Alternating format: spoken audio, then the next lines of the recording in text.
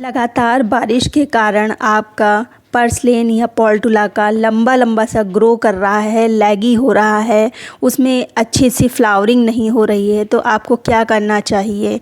इसके लिए मैंने सिर्फ तीन टिप्स बताई हैं जो बहुत ही इम्पॉर्टेंट हैं। साथ ही साथ 2-3 तरह की फर्टिलाइज़र हैं जिसमें से आपके लिए जो सुविधाजनक हो उसका आप यूज़ कर सकते हैं। तीनों ही फर्टिलाइज़र का रिज़ल्ट बहुत ही अच्छा है और एक उसमें से होममेड है जो कि घर में आप आसानी से बना सकते हैं। तो चलिए शुरू करते हैं। हेलो एवरीवन, वेलकम टू मिहास वंडरफुल गार्डन। पर्सलेन और पोर्टुला गर्मियों का बेहतरीन प्लांट है। अगर आप थोड़ा सा भी गार्डनिंग का शौक़ रखते हैं तो इस प्लांट को तो ज़रूर लगाया होगा। गर्मियों में भर के फ्लावरिंग करता है और उससे ज़्यादा फ्लावरिंग ये बरसात की शुरुआत में करता है। लेकिन जब लगातार बारिश होने लगती है तो इसके जो प्लांट्स होते हैं वो लंबे लंबे से होने लगते हैं, उसमें फ्लावरिंग भी कम हो जाती है। जैसे कि ये वाले मेरे प्लांट्स देखिए लंबे लंबे से हो गए हैं और फ्लावरिंग भी बहुत ही कम हो गई है। तो सबसे पहले करना क्या है, आपको सबसे पहले करना ये है कि इनकी सबकी प्रूनिंग कर देना है। करने से होगा ये कि नई ग्रोथ होगी, नए हर ब्रांच में 2-2 3-3 ब्रांच न्यू निकलेंगी और उस पे कलियां आएंगी। प्रूनिंग एक तरह से आप समझ सकते हैं जैसे हम लोग हेयर कट करते हैं, जब ग्रोथ रुक जाती है तो हम लोग नीचे से हेयर को ट्रिम कर देते हैं जिससे कि नई ग्रोथ हेयर में होती है। तो इस तरह से आप अपने प्लांट्स की भी कर सकते हैं जिसके कारण इस पे भी नई ग्रोथ होगी और जम के फ्लावरिंग होगी। फिर ट्रिमिंग करने के बाद जो ये बची हुई है इनको बिल्कुल भी फेंकना नहीं है। इनको जो बीच में थोड़ा सा स्पेस खाली था उसी में मैं लगा दूंगी। थोड़ी सी ये नीचे की पत्तियां साफ़ करके और बस थोड़ा सा होल करके इसमें लगा देना है।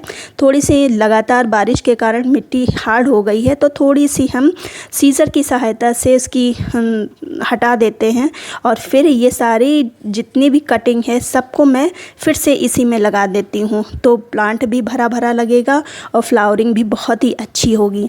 तो इस तरह से हम सभी प्लांट्स को लगा लेंगे और फिर इसके बाद जो फर्टिलाइज़र देनी है वो मेन इम्पॉर्टेंट है। तो सबसे पहले तो मैं सारी ये लगा लेती हूँ जल्दी जल्दी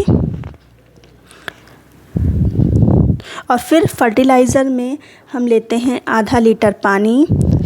मैंने अंदाज से ये पानी लिया है, आधा ही लीटर होगा ये पानी।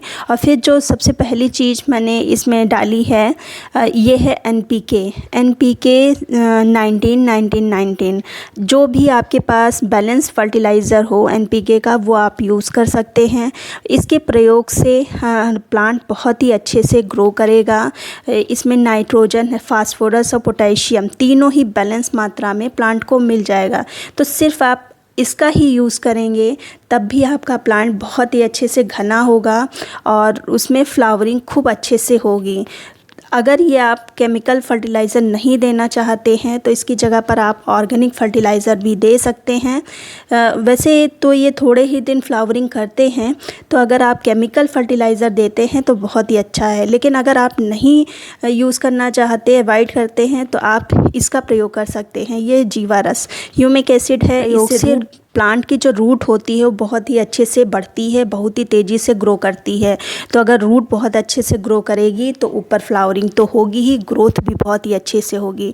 इसके अतिरिक्त अगर आप मार्केट से कुछ नहीं लाना चाहते, घरेलू ही उपाय अपने पर्सलेन पोर्टुला में करना चाहते हैं, तो इसके लिए आपको लेना है पानी। लगभग आधा लीटर मैंने पानी लिया है और उसमें सबसे पहले चाय की पत्ती डाल दी है। चाय की पत्ती मैंने 1 चम्मच ली है। चाय की पत्ती में भी नाइट्रोजन बहुत ही अच्छी मात्रा में पाया जाता है। फिर 2 जो बनाना पील होते हैं इनको लिया है, थोड़े थोड़े मैंने टुकड़े में कर लिया है और इन दोनों चीज़ों को लगभग 2 रातों के लिए भीगने के लिए रख देना है। फिर 2 रातों के बाद जो पानी इसका निकलेगा, जितना ये पानी होगा उसका जस्ट डबल मिक्स करके आप अपने प्लांट में डालिए। दोनों ही का जो फर्टिलाइज़र बन के तैयार होगा वो भी प्लांट के लिए बेहतरीन फर्टिलाइज़र होगा।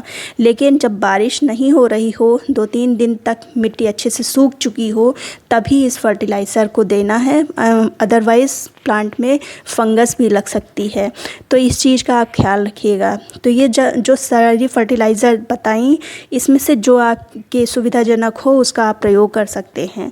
लेकिन इन सब चीज़ों के अतिरिक्त भी जो बहुत ही ज़्यादा इम्पॉर्टेंट टिप्स है वो है सनलाइट का। सनलाइट जहाँ पर इनको पूरे दिन की सनलाइट मिलती हो वहीं पर इनको रखें, क्योंकि अगर आप सनलाइट नहीं देंगे तो ग्रोथ तो बहुत ही अच्छे से करेगा लेकिन फ्लावरिंग नहीं होगी। इसके अतिरिक्त जो सबसे ज़्यादा इम्पॉर्टेंट टिप है वो है पर्सलेन के लिए। इस समय जब लगातार बारिश होती है तो अक्सर पर्सलेन में मिलीबग लग जाती है। अगर मिलीबग लग गई तो उसमें किसी भी तरह की कोई फ्लावरिंग नहीं होगी। अब मेरा ये प्लांट देखिए, इसमें मिलीबग टिप पे लगा हुआ है। अभी हालांकि बहुत ही तेज़ धूप है, तो मैं अभी किसी भी तरह फिर जब शाम हो जाएगी तब मैं इसमें नीम ऑयल का जो होता है स्प्रे, वो इस पर स्प्रे करूँगी और लगातार हर दूसरे तीसरे दिन वो स्प्रे करना है, तभी आपके प्लांट ठीक होंगे। अगर मिलीबग प्लांट में लगा है तो नीम ऑयल नहीं है तो नीम की पत्तियां उबाल के इन पे स्प्रे करिए, लेकिन लगातार स्प्रे करना है तभी ये मिलीबग हटती है। ये सब चीज़ें अपनाइए और जो टिप्स मैंने आपको बताई उनको भी बहुत अच्छे से फॉलो करिए। टिप्स में 2 टिप्स बहुत ही ज़्यादा इम्पॉर्टेंट है, जैसे कि सनलाइट और प्रूनिंग की। अगर एक टाइम आप फर्टिलाइज़र को नहीं भी देते हैं तब भी ये ग्रोथ करेंगे और फ्लावरिंग होगी, लेकिन अगर इनको सनलाइट नहीं अच्छे से मिलेगी या आप इनकी प्रूनिंग नहीं करेंगे तो ये लंबे लंबे से ऐसे बढ़ते रहेंगे और 1 ही 2 आपको फ्लावरिंग उसमें मिलेगी। बहुत ही अच्छे से इसमें ग्रोथ आपको नहीं दिखाई देगी। तो समय समय पर इनकी कटिंग है, प्रूनिंग है, फर्टिलाइज़र है, ये सब देते रहिए, आपको ये बहुत ही ढेर सारे फ्लावर देते रहेंगे। तो ऐसे ही आप अपने प्लांट की केयर करिए। उम्मीद करती हूँ वीडियो अच्छा लगा होगा, जो टिप्स दिए हैं वो अच्छे लगे होंगे। अगर अच्छे लगे हैं तो एक लाइक कर दीजिए, सब्सक्राइब कर लीजिए। मिलते फिर किसी वीडियो में नई जानकारी के साथ, तब तक की गुड बाय।